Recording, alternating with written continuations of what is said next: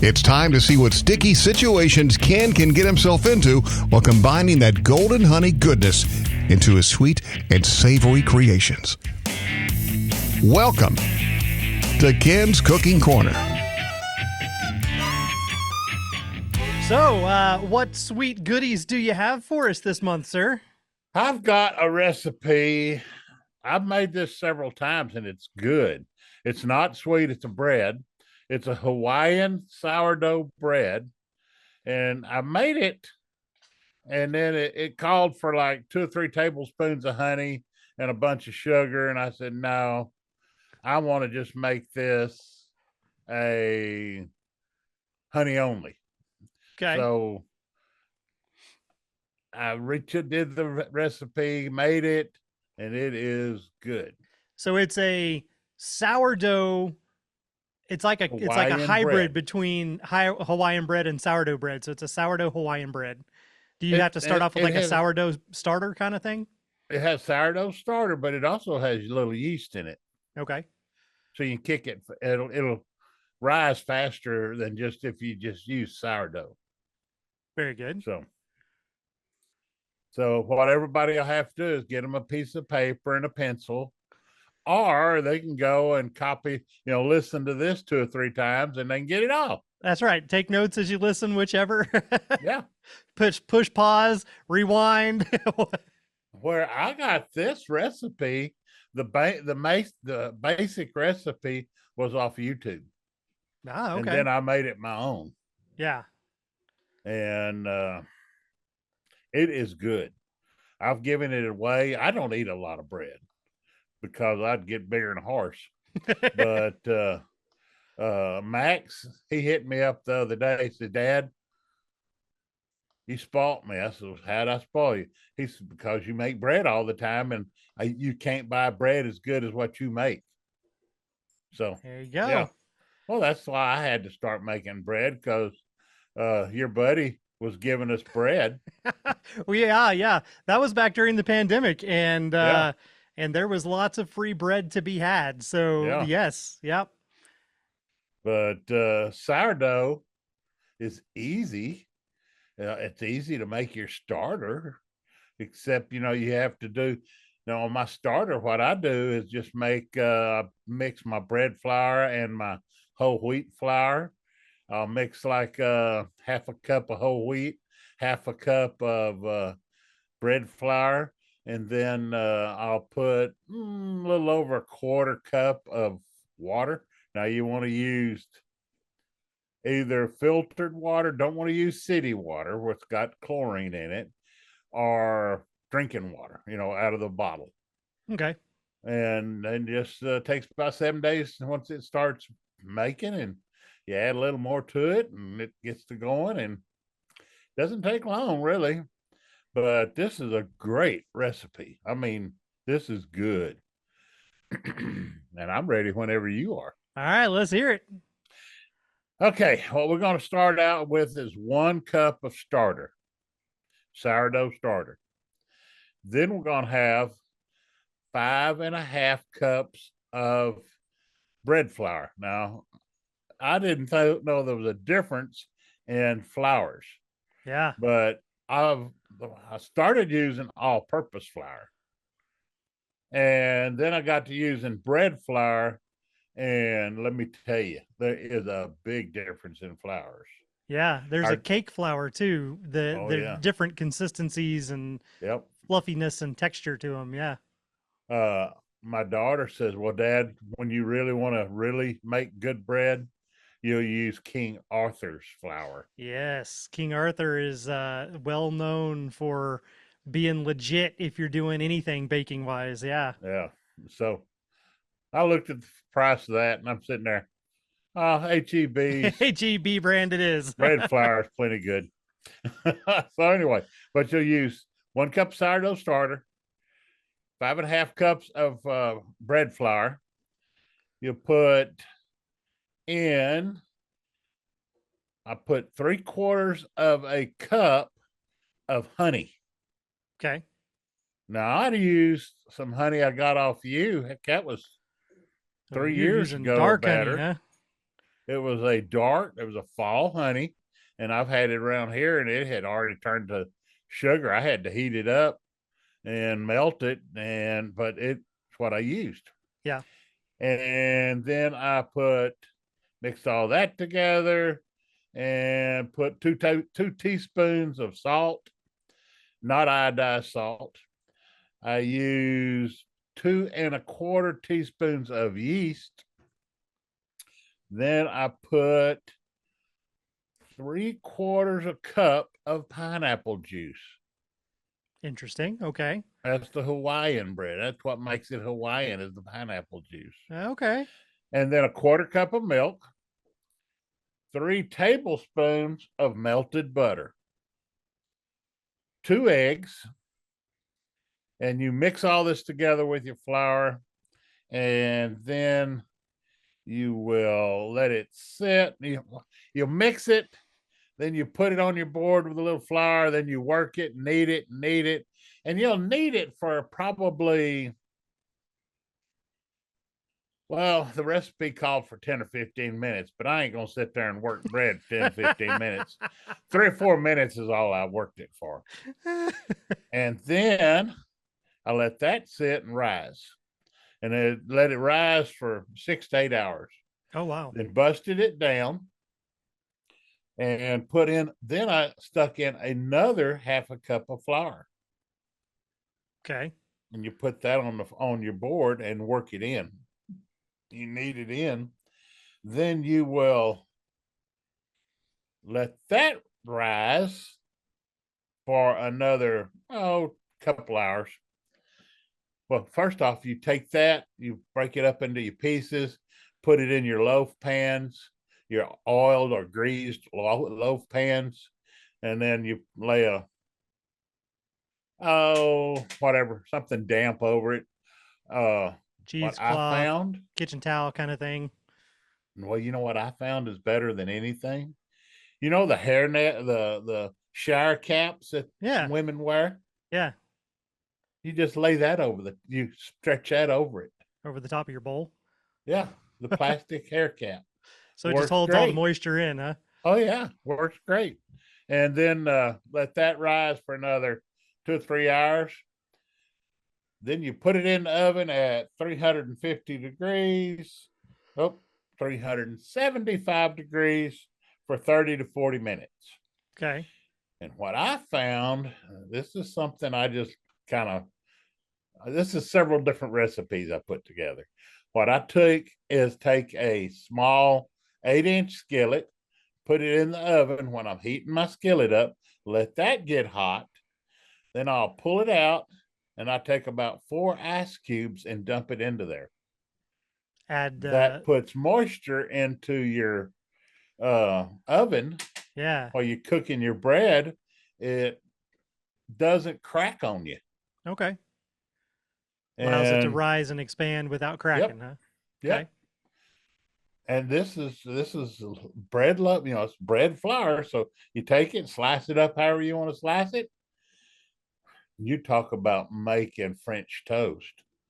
I'm working on this using the same recipe, only I'm going to do a cinnamon sugar and cinnamon sugar and butter, mix all that together, roll this out about a 1/2 inch thick, and then smear that cinnamon and sugar all over it, sprinkle some raisins and maybe some walnuts on it, roll it up, put that in my loaf pan, let that rise, put it in there to cook, and you talk about good. Interesting. But the Hawaiian bread makes great French toast. I mean, great French toast. So you may have said that. I'm going to go back real quick because you may have said this and I just missed this part. You said you corrected the temperature was 375. 375. And how long did it make? 30. Okay, that was the part I missed. 30 to 40 minutes. Okay. Now you put in pineapple juice and honey. Right. Pineapple juice is sweet, but it's also tart. And then your sourdough starter has obviously the whole point of the name, sour. The tart. So where does the bread kind of fall when it comes out of that? Is it leaning more towards like the Hawaiian roll kind of scenario where it's a little bit sweet, or does it lean more towards the tart side from the pineapple and the sourdough? It's in the middle. Kind of in the middle. Yeah. Oh, it's All right. good. I mean, uh, I've come up with all kinds of recipes, and this one here, I really like, and everybody that's tried it really likes it, Yeah. and it's good. I mean, I need to come up with some pastries, and I'm going to work on one here. Probably, I don't know if it'll be today. It's probably going to be Friday. Okay. I'm going to make cinnamon rolls using this bread.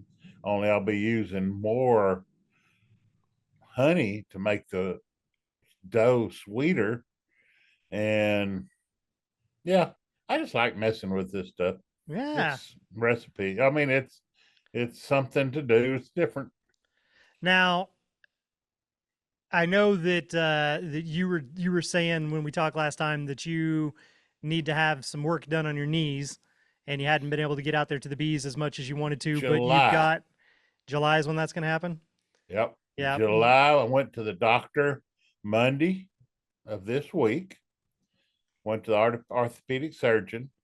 He looked at it. We sat down. He says, "Ken, I can put that rubber star, that stuff in it, or I can shoot oh hell, not hormones, but The cortisone type stuff. cortisone stuff in it." He said, "I Yeah. put that in it." I says, I've taken so many people fishing that so that lasts about a week. Yeah. And then you got to I go back and says, get "We're another. gonna replace it." Yeah. So he says, "Well, that's what I was gonna suggest you do," because he says it is bad. And he says I'm booked out right now till in July. So it's gonna be in July when I get it done. Okay. So you did say that you've got Max back up there to help you out.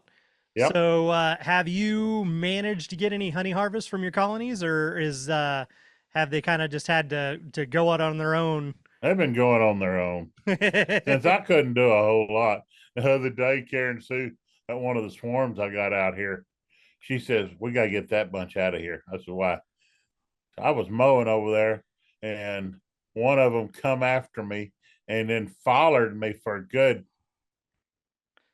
75, 80 yards and then stung me on the ear. Yeah. So Yep. she said, "We're going to get rid of that one." That one needs to be relocated. Yep. We're relocating it. So well, maybe this year you can, if you've already got any extra honey supers on there or anything, you can maybe get you a small honey harvest. We got extra Yeah. honey supers on.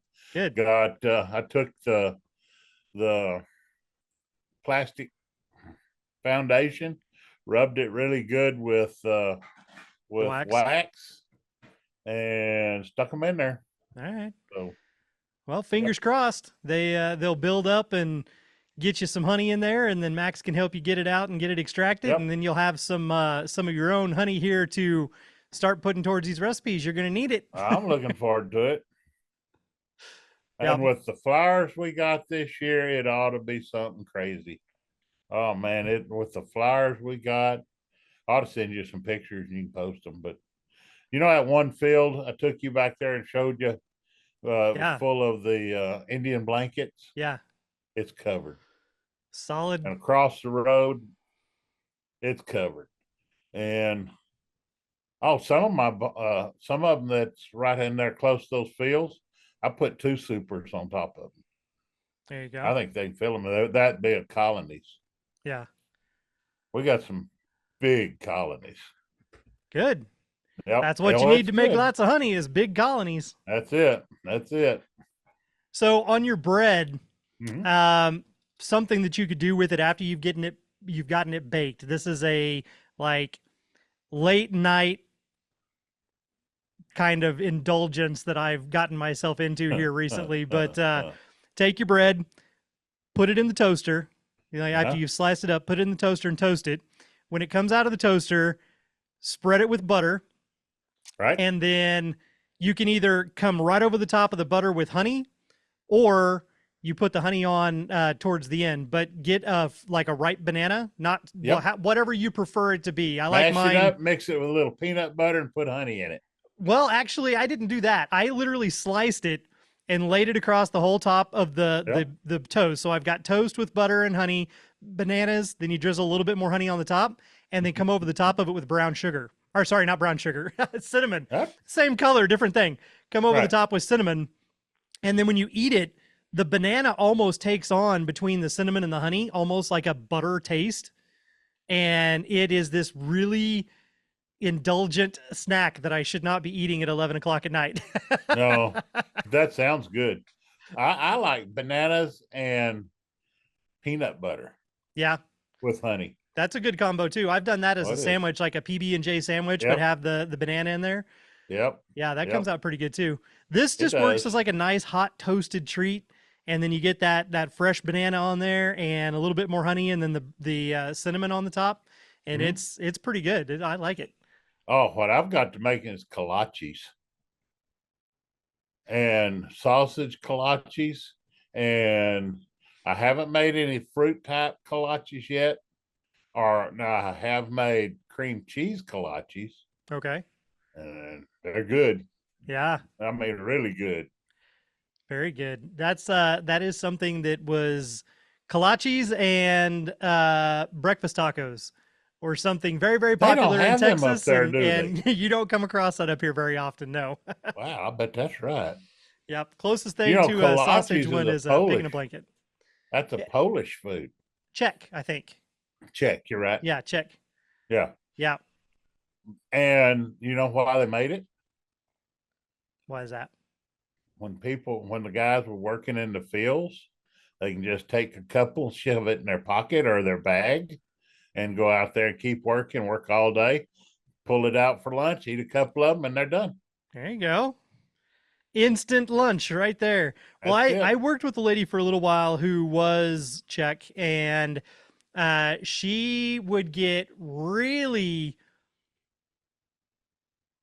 trying to think of the right word, passionate about the difference between a lot of the bastardized kolaches that they had in Texas versus the traditional.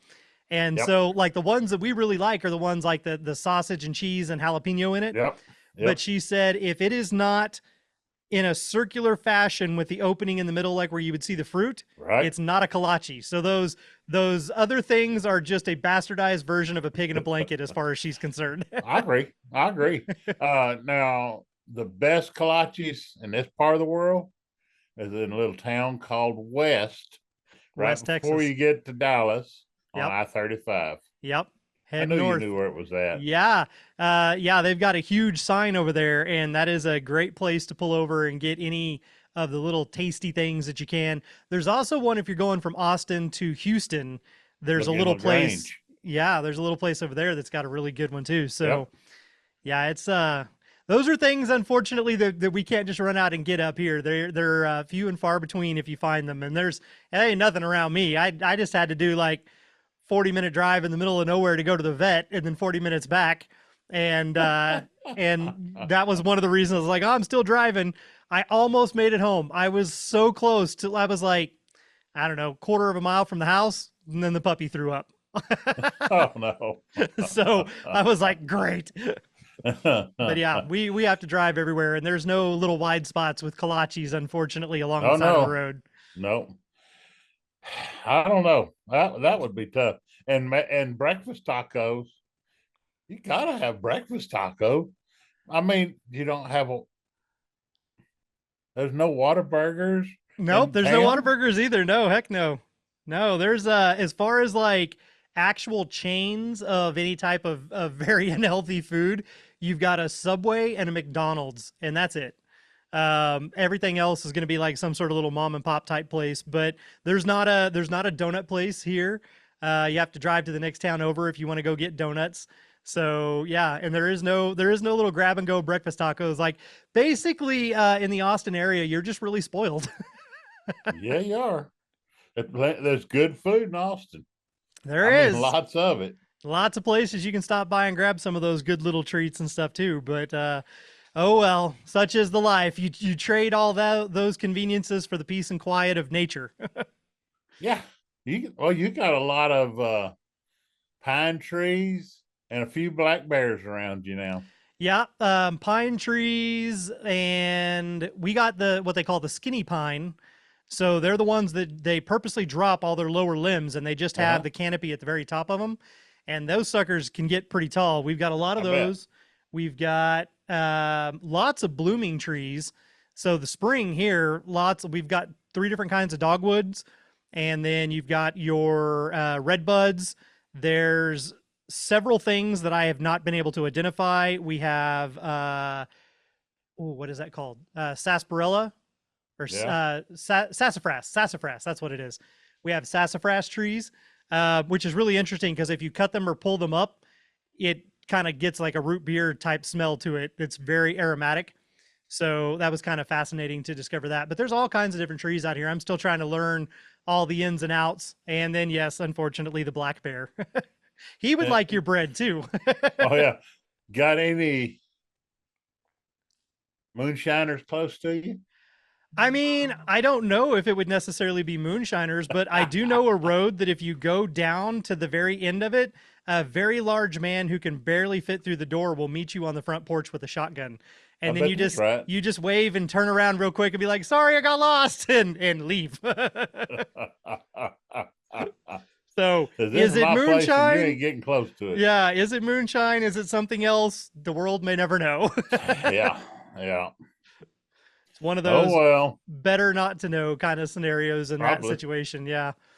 But no, it is definitely a completely different world. There are some areas where if you listen closely, you can hear dueling banjos. Every now and then you hear, can you squeal like a pig? Yeah. And then you go the other direction. If you hear either of those things, you go the opposite way. Oh man, it is definitely interesting, but well, sir, we will wrap this one up and look forward to talking with you next month with another recipe here on Ken's Cooking Corner, and you'll have to let us know what antics you get into between now and then. I'm thinking about, I don't know what I'm going to come up with. I'm thinking about making some cookies with honey. Okay. Or a honey cake. Honey cookies, honey cake, all sounds good. Something like that. You were talking about trying to make some pastry dough. Maybe you could come up with something along those lines. That wouldn't be hard at all. Yeah. No, that's easy. Make a sourdough pastry dough. And do you know how the best way to cut your cinnamon rolls is? Well, if you make cinnamon rolls, thread. Oh yeah, like a garrote. Wrap it around it, pull it, it cuts it. Nice. Yep. Okay. Just kind of like wrap it and do it like it's pinching it off. Yep. Yeah. Okay. There you go. All the fun things you can learn. Yep. Very good. All right. Well, until next time, what you got? Be good. Be great and keep the shiny side up and the rubber side down. There you go. And put honey on top. That's it. This Hive Jive production was made possible by amazing patrons like you, and we appreciate your support. To all our Hive Jive junkies out there, you truly are the bee's knees.